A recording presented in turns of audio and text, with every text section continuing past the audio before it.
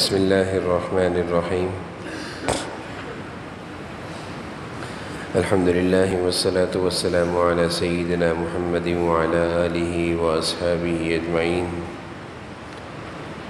الحمد للہ والصلاة والسلام علی سیدنا محمد وعلی آلہ واصحابہ اجمعین اما بعد فاعوذ باللہ من الشیطان الرجیم بسم اللہ الرحمن الرحیم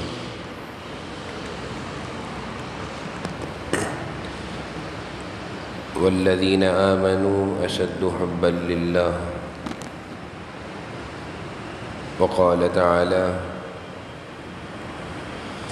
قل ان کنتم تحبون اللہ فاتبعونی یحببکم اللہ ویغفر لکم ذنوبکم واللہ غفور رحیم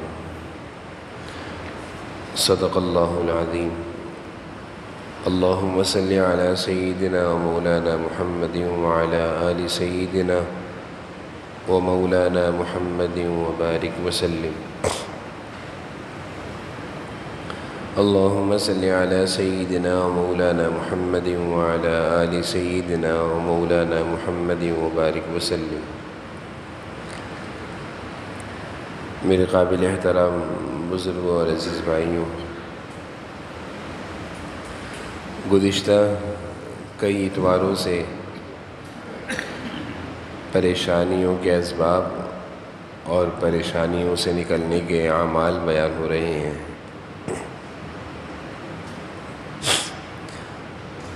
حکیم الامت حضرت مولانا شاہ اشرف علی تھانوی رحمہ اللہ کی کتاب حیات المسلمین، جو حضرت نے اس لیے لکھی تھی کہ مسلمانوں کی جو اجتماعی پریشانیاں ہیں، انفرادی پریشانیاں ہیں، ان پریشانیوں سے مسلمانوں کو کس طرح نکالا جائے۔ تو پریشانیوں کے نکلنے والے اعمال، ان میں سے جو اعمال اب تک بیان ہو چکے ہیں، سب سے پہلا عمل جو بیان ہوا تھا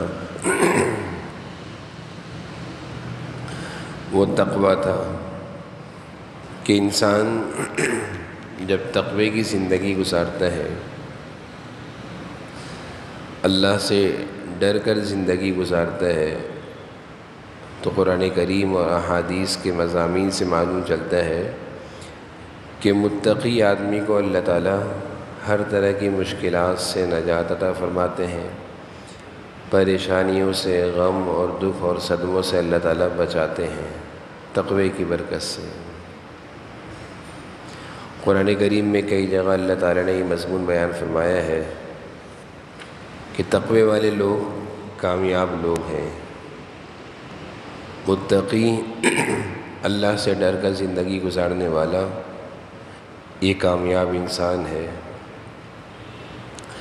تو پہلا عمل پریشانیوں سے نکالنے والا وہ تقوی ہے کہ جب ہم تقوی والی زندگی، اللہ سے ڈرنے والی زندگی، گناہوں سے بچنے والی زندگی گزاریں گے تو اس کی برکت سے اللہ تعالیٰ ہمیں پریشانیوں سے بچائیں گے۔ اس طرح دوسرا عمل بیان ہوا تھا پریشانیوں سے نکالنے کے لیے، وہ تھا ذکر اللہ، اللہ تعالیٰ کا ذکر کثرت سے کرنا۔ اس ذکر کی برکت جو قرآن میں اور احادیث میں بیان ہوئی ہے، بہت ساری برکات ہیں۔ ان میں سے ایک بہت بڑی برکت جو اللہ تعالیٰ نے اپنے کلام پاک میں بیان فرمائی ہے کہ ذکر کی برکت سے اللہ تعالیٰ دلوں سے بے چینیاں دور کرتے ہیں اور اطمینان نصیب فرماتے ہیں۔ جب انسان اللہ کا ذکر کثرت سے کرتا ہے تو اس ذکر سے اس کے دل میں اطمینان بھی آتا ہے، مضبوطی بھی آتی ہے، اور پریشانیاں بھی خود ہی آہستہ آہستہ ختم ہو جاتی ہیں۔ تو دوسری چیز جو گزشتہ بیانات میں بیان ہوئی تھی وہ ذکر اللہ تھا، اور تیسری چیز جس سے ہم پریشانیوں سے نکل سکتے ہیں وہ تیسرا عمل تھا شکر، کہ بندہ اللہ تعالیٰ کا شکر کرنے کی عادت ڈالے۔ ہماری طبیعتوں میں، ہماری عادتوں میں، ہمارے بولوں میں، ہماری مزاج میں شکر ہو، اللہ کی نعمتوں کا استحضار ہو کہ اللہ کے مجھ پر بہت سارے انعامات ہیں۔ اللہ کی نعمتوں کا ہر وقت تصور کرے، سوچے کہ مجھ پر اللہ تعالیٰ کی کیسی کیسی مہربانیاں ہیں، کیسے کیسے انعامات ہیں۔ تکلیفوں کو نہ سوچے۔ جو انسان تکلیفوں کو سوچتا ہے، آزمائشوں اور بیماریوں کو سوچتا ہے، وہ شکر نہیں کر پاتا۔ شکر تو وہی کرتا ہے جو اللہ کی نعمتوں کو سوچتا ہے۔ تو تیسرا عمل جس سے ہم پریشانیوں سے نجات پا سکتے ہیں وہ ہے شکر۔ اور میں نے اس کا طریقہ بھی بیان کیا تھا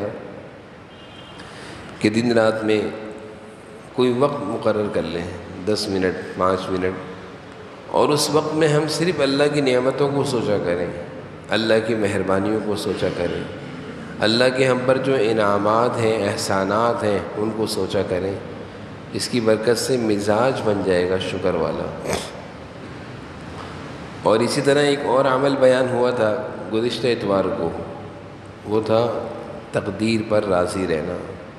پریشانیوں کے خاتمے کے لیے چوتھا عمل جو بیان ہوا تھا وہ تھا تقدیر پر راضی رہنا، یعنی اللہ تعالیٰ کی جو بھی مرضی ہے، اللہ کی طرف سے جو بھی فیصلہ آ رہا ہے، اب اگر وہ انسان کی مزاج کے خلاف ہے، اس کی طبیعت کے خلاف ہے، اس کی چاہت کے خلاف ہے، انسان یہ سوچے کہ اللہ کی مرضی ہے، اللہ کا فیصلہ ہے، میں اس پر راضی ہوں۔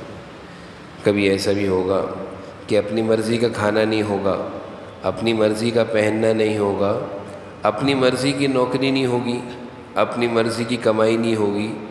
تو یہ ساری چیزوں پر اگر انسان یہ سوچ لے، اگر ہم یہ سوچ لیں کہ اللہ کی مرضی ہے، میں اللہ کی مرضی پر راضی ہوں، تو مزاج کے خلاف کوئی بھی چیز اس کے ساتھ پیش آئے گی، اس کے لیے پریشانی کا سبب نہیں بنے گی، بلکہ یہ اس میں راضی رہے گا، خوش رہے گا کہ میرے اللہ کی مرضی ہے، میں اس پر راضی ہوں۔ تو یہ 4 اعمال گزشتہ کئی اتواروں سے الحمدللہ تفصیل سے بیان ہوئے، جس میں ہم پریشانیوں سے ان اعمال کی برکت سے نکل سکتے ہیں۔ اور آج جو میں نے قرآن کریم کی آیت پڑھی ہے، اس آیت میں ایک بڑا عمل، وہ جو ہمیں پریشانیوں سے نکالنے والا ہے، جس کو ہم کہہ سکتے ہیں 5واں عمل، وہ ہے اللہ کی محبت۔ اللہ تعالیٰ کی محبت، اللہ نے قرآن میں فرمایا ہے وَالَّذِينَ آمَنُوا أَشَدُّ حُبًّا لِلَّهِ، کہ جو لوگ ایمان والے ہوتے ہیں ان کو ہر چیز سے بڑھ کر اللہ کی محبت ہوتی ہے۔ اور یہ اللہ کی محبت اگر کسی کو نصیب ہو جائے تو یہ عمل سارے غموں کو ختم کر دیتا ہے، ساری تکلیفوں کو ختم کر دیتا ہے، ساری پریشانیوں کو فنا کر دیتا ہے۔ حضرت مولانا حکیم محمد اختر صاحب رحمہ اللہ کا ایک شعر ہے،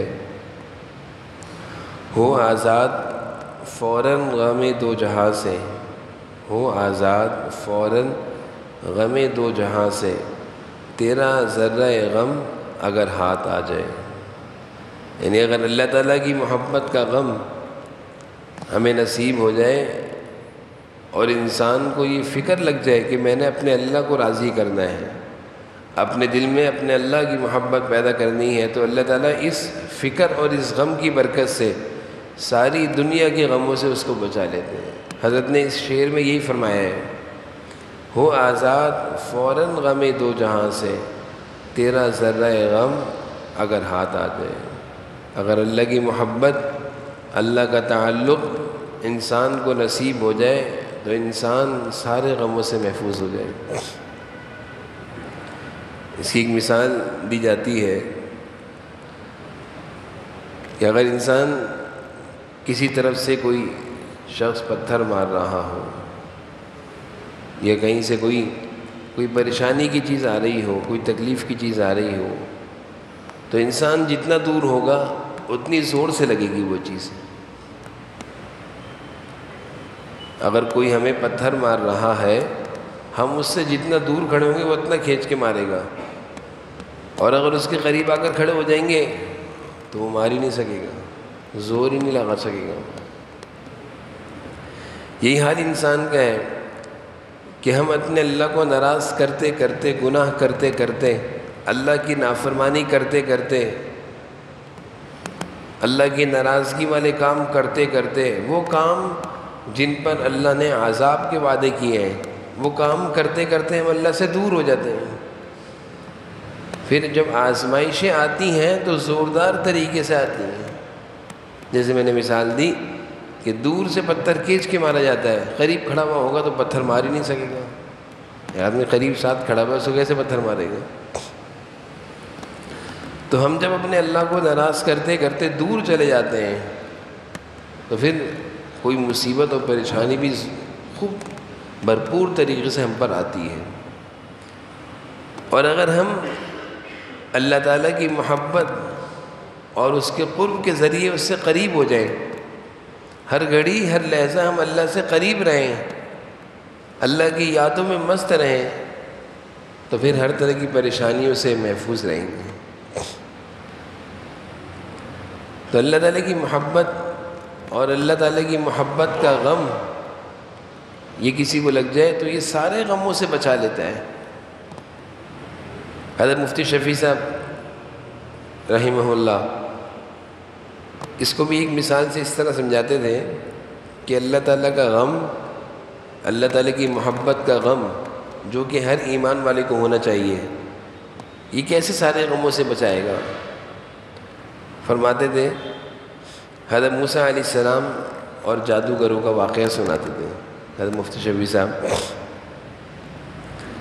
موسیٰ علیہ السلام اور فرعون کے جو دربار کے جو جادوگر تھے ان کا واقعہ سناتے تھے. یہ جب حضرت موسیٰ علیہ السلام نے فرعون کے دربار میں جا کر نبوت کا اعلان کیا تو اس نے کہا کہ دلیل دکھاؤ، دلیل، تم نبی کیسے ہو، ہم تمہیں نبی نہیں مانیں گے. تو حضرت موسیٰ علیہ السلام کو اللہ تعالیٰ نے 2 معجزے عطا فرمائے تھے. ایک معجزہ تو یہ تھا کہ وہ اپنا ہاتھ اپنی بغل میں لے جاتے اور جب واپس نکالتے تو وہ ہاتھ چاند اور سورج کی روشنی سے بھی زیادہ چمک رہا ہوتا تھا. اللہ تعالیٰ اس ہاتھ میں ایسی روشنی، ایسی چمک، ایسا نور کہ کیا نور چاند اور سورج کا ہوگا، یہ معجزہ تھا. اور دوسرا معجزہ اللہ نے یہ دیا تھا ان کو کہ حضرت موسیٰ علیہ السلام کے ہاتھ میں جو لاٹھی تھی، وہ لاٹھی جب وہ زمین پہ ڈالتے تو ایک دم سے وہ اژدہا اور سانپ بن جاتی. فرعون نے جب حضرت موسیٰ علیہ السلام کا یہ معجزہ دیکھا، اس کے نصیب میں ہدایت نہیں تھی، تو وہ یہ معجزہ دیکھ کر ایمان لاتا اور یہ سوچتا کہ یہ کام تو اللہ کے نبی کے ہاتھ پر ہی ہو سکتے ہیں. لیکن بجائے ایمان لانے کے اس نے یہ کہا کہ آپ تو جادوگر ہیں. بجائے یہ کہتا کہ یہ معجزہ ہے، یہ عام آدمی نہیں کر سکتا، بلکہ اس نے کیا کہا کہ آپ جادوگر ہیں اور آپ کا مقابلہ جادوگروں سے ہوگا، اور آپ فلاں دن آ جائیں، فلاں جگہ آ جائیں. مصر میں ایک بہت بڑا میدان، ایک بہت بڑی جگہ ہے جہاں ساری قوم کے لوگوں کو میں جمع کروں گا اور اپنے قوم کے جو بہترین قسم کے جادوگر ہیں ان کو بلاؤں گا، آپ کا اور ان کا مقابلہ ہوگا. یعنی فرعون گمراہی میں ایسا پھنسا ہوا تھا، وہ جادوگروں کا مقابلہ اللہ کے نبی سے معجزے سے کرا رہے ہیں. معجزہ تھا، اور معجزہ اللہ تعالیٰ صرف نبی کو دیتے ہیں. جیسے حضور اکرم صلی اللہ علیہ وسلم کے بہت سارے معجزات ہیں. ایک غزوے میں آپ تشریف لے جا رہے تھے، پانی ختم ہو گیا، پینے کا پانی بھی نہیں ہے اور وضو کرنے کے لیے بھی پانی نہیں ہے. صحابہ پریشان، اللہ کے رسول نماز کا وقت قریب ہے، نماز کا وقت نکل رہا ہے، آپ سفر پر ہیں، صحابہ کی پوری جماعت سفر پر ہے، قریب میں کہیں پانی نہیں ہے. آپ نے حکم دیا صحابہ کو کہ دیکھو کسی کے پاس تھوڑا سا پانی ہو تو لے کر آؤ، کسی کے پاس تھوڑا سا بھی پانی ہو تو لے کر آؤ۔ تو صحابہ نے تلاش کیا تو ایک صحابی کے پاس تھوڑا سا پانی مل گیا پیالے میں، وہ آپ کے پاس لایا گیا۔ حضور اکرم صلی اللہ علیہ وسلم نے اپنا دست مبارک اس پانی میں ڈال دیا۔ جیسے ہی دست مبارک اس پانی میں ڈالا تو وہ پیالہ ایسا ابلنے لگا، صحابہ فرماتے ہیں جیسے چشمہ ابلتا ہے، اس پیالے سے ایسے پانی ابل رہا تھا، اور آپ کے دست مبارک میں سے انگلیوں کے درمیان سے ایسا پانی ابل رہا تھا جیسے چشمے سے پانی نکلتا ہے۔ اور صحابہ فرماتے ہیں ہم سب نے پانی پیا بھی اور اس سے وضو بھی خوب کیا، اپنے مشکیزیں اور اپنا سامان یعنی برتن بھی پانی سے بھرے۔ تو یہ حضور صلی اللہ علیہ وسلم کی معجزہ تھا، اور بھی بہت سارے معجزات ہیں، ایک نہیں کئی معجزات ہیں، اور یہ معجزہ اللہ تعالیٰ اپنے نبی کو اس لیے دیتے ہیں کہ تاکہ نبی میں اور عام لوگوں میں فرق ہو جائے۔ ہر آدمی یہ معجزات نہیں دکھا سکتا، نہ اس کے بس میں ہے، کیونکہ نبوت بھی اللہ تعالیٰ دیتے ہیں۔ نبوت اور رسالت اور کس کو نبی بنانا ہے یہ بھی اللہ کا عمل ہے، عام آدمی کا عمل نہیں ہے، کوئی اپنی مرضی سے نبی نہیں بن سکتا۔ اسی طرح اس نبی کو عام لوگوں سے جدا کرنے کے لیے اللہ تعالیٰ معجزات دیتے ہیں جو ہر ایک کے ہاتھ پہ نہیں ہو سکتے، تاکہ عام لوگ سمجھ سکیں کہ یہ ہماری طرح نہیں ہے، بلکہ اللہ نے ان کو ایک خاص انعام سے نوازا ہے، اور وہ ہے نبوت۔ چنانچہ حضرت موسیٰ علیہ السلام کو بھی اللہ تعالیٰ نے معجزہ دیا تھا، لاٹھی کا، وہ سانپ بن جاتا تھا، اژدہا۔ فرعون نے یہ نہیں دیکھا کہ یہ معجزہ ہے، بلکہ اس نے یہ کہا یہ تو جادو ہے۔ تو اس نے ساری قوم کے لوگوں کو جمع کر لیا اور اپنے جادوگروں کو کہا کہ آ جاؤ میدان میں۔ حضرت موسیٰ علیہ السلام سے بھی کہا آ جائیں میدان میں، ایک طرف سارے جادوگر، ایک طرف حضرت موسیٰ علیہ السلام۔ تو جادوگروں کو حضرت موسیٰ علیہ السلام نے کہا کہ ڈالو جو ڈالنا ہے۔ تو جادوگر تھے، اپنے فن میں ماہر تھے، انہوں نے اپنی رسیاں ڈالی میدان میں، کھلے میدان میں رسیاں ڈالی، رسیاں تھیں، اور دیکھتے ہی دیکھتے وہ رسیاں سانپ بن گئیں، اور پورے میدان میں سانپ بھاگ رہے ہیں۔ جادو تھا، آنکھوں پر جادو کر دیتے ہیں۔ حضرت موسیٰ علیہ السلام نے جب یہ منظر دیکھا فَأَوْجَسَ فِي نَفْسِهِ خِیفَةَ مُوسیٰ، سورہ طٰہٰ میں اللہ تعالیٰ فرما رہے ہیں موسیٰ علیہ السلام وقتی طور پر پریشان ہو گئے، تھوڑا سا گھبرائے۔ اللہ تعالیٰ نے فوراً وحی کری، اسی وقت وحی آئی، قُلْنَا لَا تَخَفْ إِنَّكَ أَنْتَ الْأَعْلَىٰ، اے موسیٰ گھبرانا نہیں ہے۔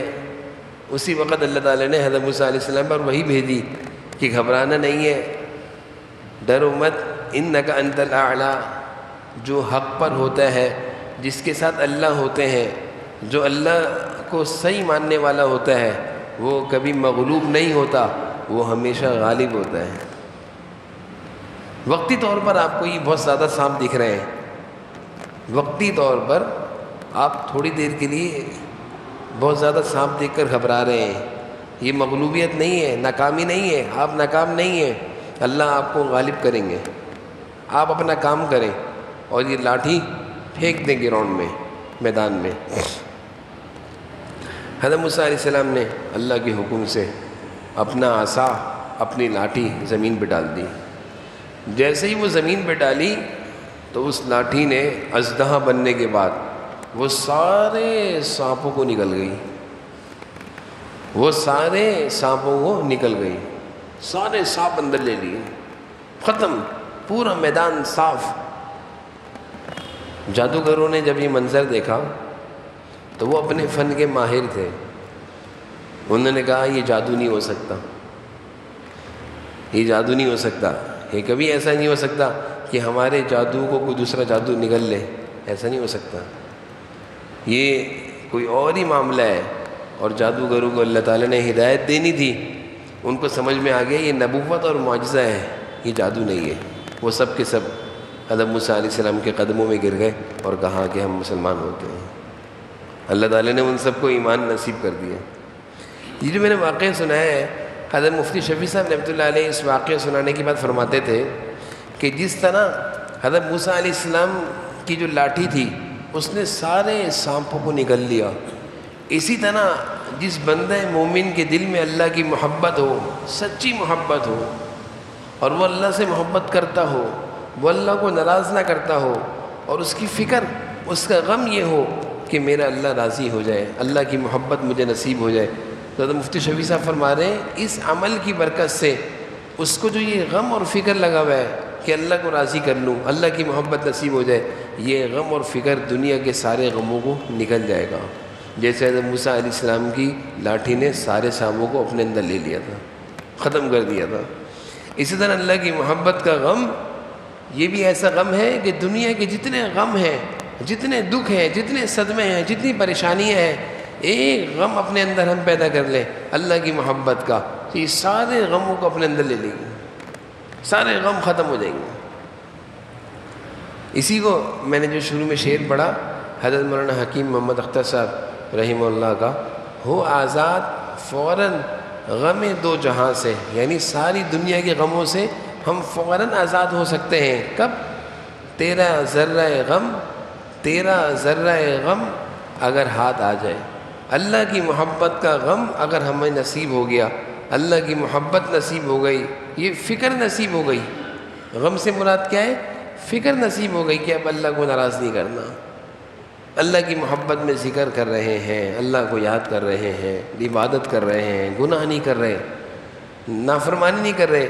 یہ ایک فکر اور غم ایسا ہے کہ ہمیں دنیا کے سارے غموں سے، مال کا غم، اولاد کا غم، اور اس کے علاوہ جتنے غم ہیں، بیماری کا غم، گھر والوں کا غم، کاروبار کا غم، سارے غموں سے اللہ بچا لیں گے۔ اتنا عظیم غم ہے یہ، یعنی اتنا عظیم عمل ہے۔ اللہ کی محبت اپنے دل میں پیدا کر لے انسان تو سارے غموں سے نجات پا جائے گا، سارے غموں سے اللہ تعالیٰ اس کو نجات دے دیں گے۔ میں نے پہلے بھی یہ واقعہ سنا ہے کہ اللہ کی محبت اللہ والوں کو کیسی ہوتی ہے۔ شیخ حداد نامی ایک لوہار تھا، حضرت عبداللہ بن مبارک رحمہ اللہ کے زمانے کا تھا۔ حضرت عبداللہ بن مبارک حضرت امام بخاری رحمہ اللہ کے استاذ ہیں۔ تو یہ اس زمانے کا ایک لوہار تھا، اللہ والا تھا، نیک آدمی تھا، لوہے کا کام کرتا تھا۔ اس کی خوبی کیا تھی کہ جب اس کا انتقال ہوا تو کسی نے اس کو خواب میں دیکھا، اللہ تعالیٰ دکھا دیتے خواب میں کہ جنت میں مزے کر رہا ہے، اور خواب میں دیکھا کہ بڑا خوش ہے، بڑا مطمئن ہے، بڑا سکون سے ہے۔ تو وہ شخص بڑا حیران ہوا کہ ایک لوہار آدمی ہے، مزدور آدمی ہے، اور جنت میں اتنے اعلیٰ مقام پر جہاں اللہ والے علماء صلحاء ہوتے ہیں، یہ تو ایک عام سا آدمی تھا۔ تو وہ خواب میں دیکھنے والا اس کا دوست تھا، اس کا قریبی دوست تھا، خواب سے بیدار ہو کر اس کے گھر گیا اور اس کی بیوی کو پردے سے ساری بات بتائی کہ میں نے اپنے دوست کو آج خواب میں دیکھا ہے، وہ بڑے مزے میں ہے، بڑا خوش ہے، جنت میں مزے کر رہا ہے، تم مجھے اس کا کوئی عمل تو بتاؤ کہ اس کا کون سا ایسا خاص عمل تھا۔ ہم نے تو اس کو لوہا پیٹتے ہوئے دیکھا، لوہا کوٹتے ہوئے دیکھا، لوہا کاٹتے ہوئے دیکھا، اور نمازیں پڑھتا تھا، قرآن پڑھتا تھا، وہ ہم بھی کرتے ہیں، کوئی خاص عمل اس کا تم نے دیکھا ہو، تم اس کی بیوی ہو۔ تو وہ خاتون کہنے لگی بہت سوچنے کے بعد کہ جو چیز آپ نے دیکھی وہی ہم نے دیکھی، لیکن ایک عمل میں نے اس کا اضافی دیکھا ہے کہ وہ لوہے کا کام کرتا تھا، اور لوہا جب کاٹنا ہوتا ہے، توڑنا ہوتا ہے، تو اس کو پہلے گرم کیا جاتا ہے۔ جب لوہا گرم ہو جائے، تیز گرم ہو جائے، پھر اس پر چوٹ ماری جاتی ہے، تو پھر لوہا ٹوٹتا ہے، کٹتا ہے۔ پہلے زمانے میں لوہے کو بھٹی میں پہلے گرم کیا جاتا تھا، بھٹی میں لوہے کی بھٹیاں ہوتی تھیں، آج بھی ہیں دیہاتوں میں. پھر اس بھٹی میں جب لوہا بالکل کھولتا ہوا سرخ ہو جاتا تھا، انگارہ بن جاتا انگارہ، پھر اس پر چوٹ مارتے تھے، لوہا ٹوٹ جاتا تھا. تو وہ خاتون کہنے لگی میرے شوہر کا یہ معمول تھا کہ لوہا بھٹی میں گرم کر رہے ہوتے تھے، تیز گرم ہو جاتا تھا، بہت دیر میں گرم ہوتا تھا اور سرخ ہو جاتا تھا، پھر اس کو نکالتے تھے اور اب چوٹ مارنی ہوتی تھی، ہتھوڑے کی چوٹ. گرم کرنے میں اچھی خاصی محنت لگتی ہے. کہتے ہیں وہ ہتھوڑا اٹھاتے تھے چوٹ مارنے کے لیے، تو بعض دفعہ ایسا ہوتا تھا ہتھوڑا یہاں تک اٹھایا اور اذان کی آواز آ گئی، اذان کی آواز آ گئی، اللہ اکبر اللہ اکبر، حی علی الصلاح حی علی الفلاح، آؤ نماز کی طرف، آؤ کامیابی کی طرف. اللہ کی طرف سے منادی بلاتا ہے نماز کے اوقات میں، یہ مؤذن اللہ کا منادی ہے.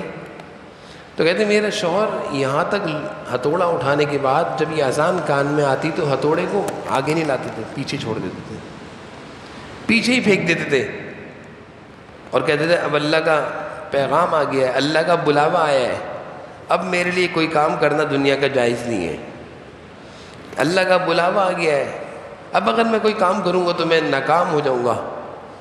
تو لوہے کو، وہ ہتھوڑے کو ایسے پیچھے پھینک دیتے تھے اور لوہا گرم ہونے کے بعد ایک چوٹ لگنی تھی صرف.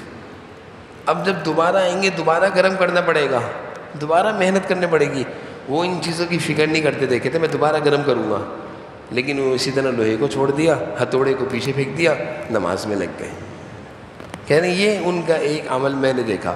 تو ان کے دوست نے کہا کہ اسی عمل کی برکت سے اللہ تعالیٰ نے ان کو اچھا مقام، اعلیٰ مقام جنت میں دے دیا. کیا عمل تھا؟ اللہ کی محبت تھی کہ میرے اللہ کا بلاوا آ گیا ہے. بھائی مسجد تو اللہ کا گھر ہے اور اذانیں، نمازیں یہ اللہ کا پیغام ہے، اللہ سے بات کرنی ہے، اذان کے ذریعے اللہ کا پیغام ملتا ہے کہ آ جاؤ بھائی نماز پڑھو، اللہ تعالیٰ دعوت دے رہے ہیں. اور نماز کیا ہے؟ یہ اللہ سے ملاقات ہے. تو دن میں رات میں 5 دفعہ اللہ بلاتے ہیں اذان کے ذریعے، اور نماز کے ذریعے سے اللہ سے ملاقات اور بات چیت ہوتی ہے.